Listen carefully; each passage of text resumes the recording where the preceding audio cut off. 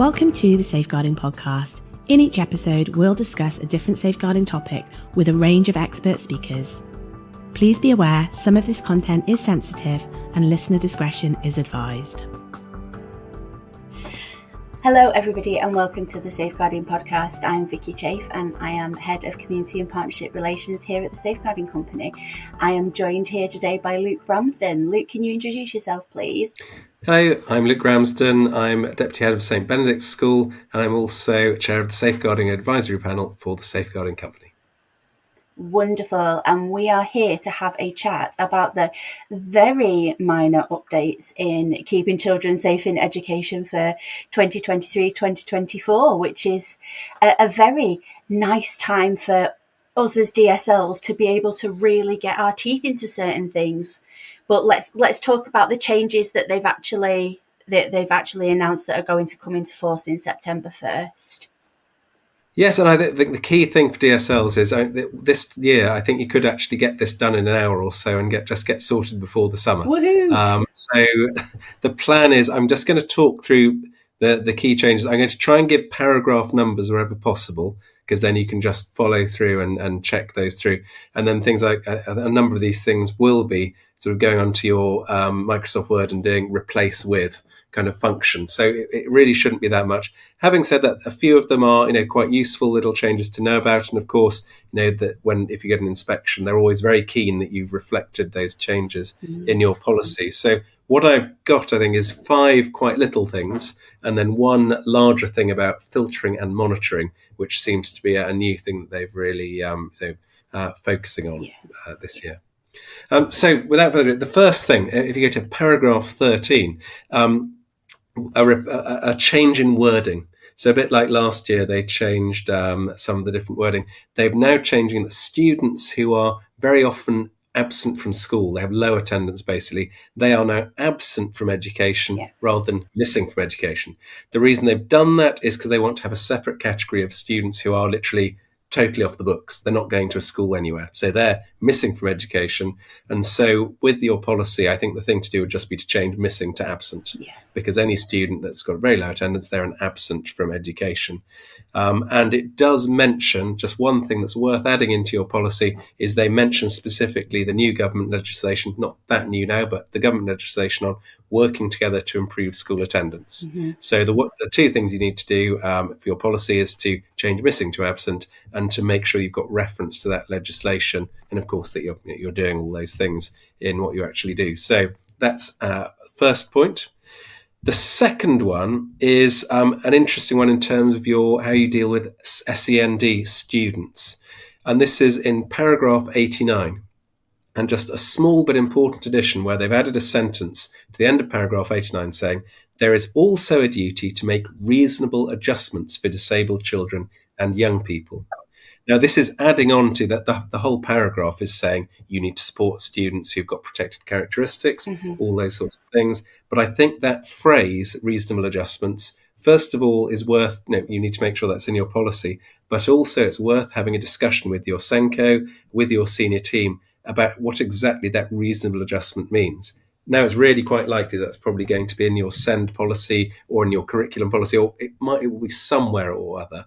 But first of all, you as DSL, I think knowing what those reasonable adjustments are, and working out whether you're really happy with them from the safeguarding frame of mind. So again, a small change, but just one that requires a little bit of thought, a little bit of discussion ahead of the new year.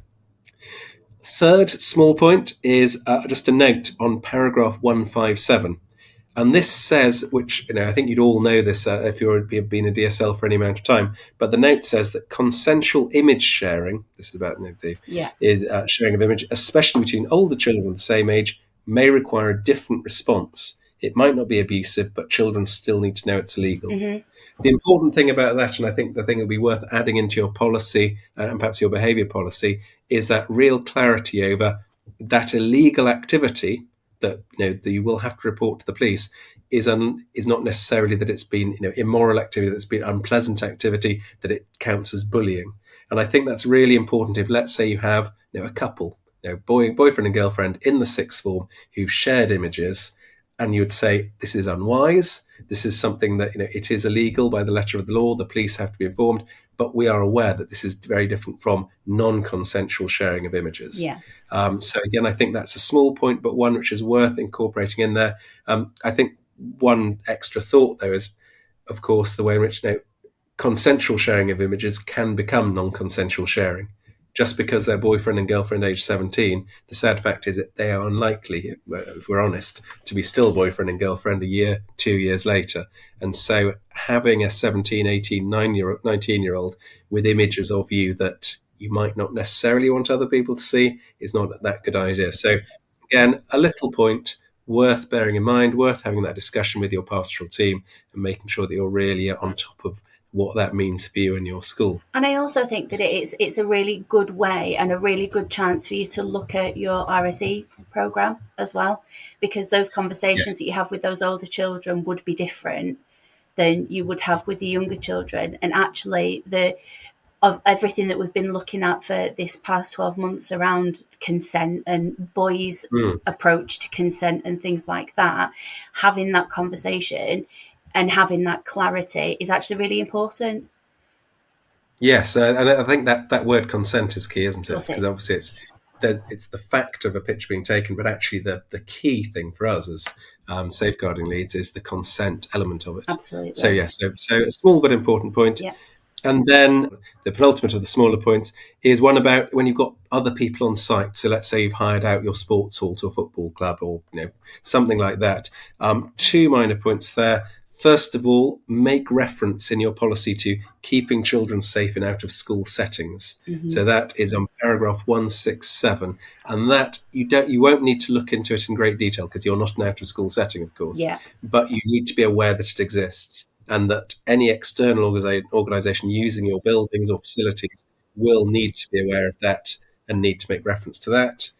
And then there's one thing which actually does raise questions. I was talking to Di Durbridge, who is, many of you listening to this may know of, working with Optimus, who knows all about safeguarding, and he himself was a bit puzzled by paragraph 377. Now, what this says is if you have an external organisation using your buildings, if there is an allegation there, it says, and I quote, "As with any safeguarding allegation, schools and colleges should follow their safeguarding policies and procedures." Now, what I don't personally understand is if you've got that company using their own procedures and it happens with their staff, why they wouldn't use their procedures. Mm-hmm. I'm slightly wondering if they've made an error on this. And it might be that they have an update before September, because it doesn't actually make sense to me that you tell an organisation to use their policy, but you're also saying that you need to follow the school policy. So it might just be that they need to clarify that. Yeah, but, and also those concerns might not come to you from an out of school organisation. Yes. If you as a parent have got an allegation or as a child have got an allegation from an out of school organisation, you'd go to them. You wouldn't necessarily go to the school. So it'd be very difficult for school to enforce. Of course, it might be meaning that what they want to do is make sure that if you're the school, you know that an allegation has happened on your site. Yes. It might be they're saying we need to make sure that you're in the loop. Yes, and that would make sense. Yes. Yeah, absolutely. So perhaps watch this space on that one. I'm not sure exactly what that means, but and then one final small point, but I think again a nice important little point is paragraph 221, and this I think is a really good point to make. It says schools and colleges should inform shortlisted candidates that online searches may be done as part of due diligence checks. So this is in the HR field. I think this is really good because there's been a whole year of people thinking, do we do online checks? Don't we do online checks? It's up to you. This for me very much says yes. You need to be doing online checks. And it strikes me as such an obvious and easy thing for a school to do, just to do a Google search on a candidate. And those things that they're putting out in the public sphere, if it's really obvious that, oh, goodness, I'm not sure those are the things I want a candidate for our school to be doing. That seems such an obvious way to do searching and looking at things. So that seems to be a very good thing to make sure your HR team are doing. And, just to clarify that as well and the importance of it, I was talking to a school who was going through a recruitment and they'd shortlisted some candidates and one of them was absolutely fantastic. They thought that he was going to be incredible. It was a high school position as well. And they did the online searches, and it turns out that he was an author, but he was an author of erotic novels, erotic graphic novels. Now, it just goes to show how important it is to do these searches, because obviously it was published. There was nothing necessarily wrong with him doing that, but working in a school might be fine with that, but they also might not exactly. And if the children found out, it was a whole thing. So it just goes to show how important that these searches are, and how given that we've got them, given that people live so much of their lives online, I think it seems very sensible. Absolutely. So this goes on to then that the one sort of main point I've got for you is that is about filtering and monitoring. Yes. And I think this is absolutely clearly a response to the way in which so many schools are now, even though we're post-COVID and we're not online schooling, so much of our work is done on computers. We have a lot of online schooling, a lot of setting homework online. And so having digital filtering and monitoring of what students are looking at, of what they're typing in, is absolutely key. And I'm certain that 99.9% of schools already have these sorts of systems in place. But there are some quite useful little sort of clarifications about what happens with them. Again, just like before, I'm just going to point out the paragraphs that you might want to look at in this. First of all, these are paragraphs 14 and 124. And this is saying that all staff need to be trained in understanding filtering and monitoring of what's going on. Now, I would imagine your teachers are not going to be sort of following up concerns and actually in the nitty-gritty of what happens with them. But I think them understanding how the process works is important, as much as anything else, so that they can inform their students. So let's say an art teacher is doing an art research project. We've had this in our own school where they're looking up different sorts of uniforms, and sometimes that involves guns and things. So they could say, well, these are things to avoid looking up. These are things that sort of go into the filters, or indeed they could email the IT team and say, do be aware, in the next couple of days, you might have a number of concerns that pop up saying looking for guns, that sort of thing. And actually, it's not a problem. So I think it's really important that teachers do understand the filtering and monitoring. They understand the rationale behind it, and they understand how to use it. Because again, they might be able to say, could we make sure that that particular site is opened up and actually allowed because it's a really useful site? Or they might say, actually, that needs to be shut off. But they definitely need to be part of the system. So making sure that in your policy that you have that training, and I think schools in your the usual regular annual updating safeguarding training, discussing your filtering and monitoring processes would be a very good idea. Absolutely. And there's certain ones as well that will actually send messages to the DSL if children are searching for things like, how many paracetamol do I need to take to end my own life and things like that. And actually that would be something that if you didn't have the filtering and monitoring systems active within your school, you would never have known that. So, they're really, really important for that side of it too. In terms of self-care for students, in terms of potential bullying, I mean, absolutely, they're very important these days. Of course, one thing, as ever with KCSL, it updates the DSL's job specifications and gives the DSL yet another thing to do. So paragraph 103, says that the designated safeguarding lead should take lead responsibility for safeguarding, including online safeguarding and understanding the filtering and monitoring systems. It strikes me that this is the kind of thing you might want to delegate to one of your DSL teams.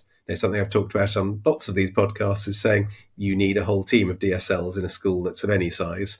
And so this seems to me an obvious area where you might say, would you like to take on this responsibility and make sure that you do on a day-to-day level? Of course, the lead DSL will need to understand the system and have had an input into how it's set up, but it might well be something you delegate to another DSL in terms of the actual day-to-day running of it. But it is interesting that every year they're adding more and more things to the job of the DSL and making it that, in practice, it has to be a team because you've just got too many things to do otherwise. And the key phrase here, and again, I think a lot of schools will already have looked at this in setting up these systems, is they say that the filtering and monitoring should block harmful and inappropriate content without unreasonably impacting teaching and learning.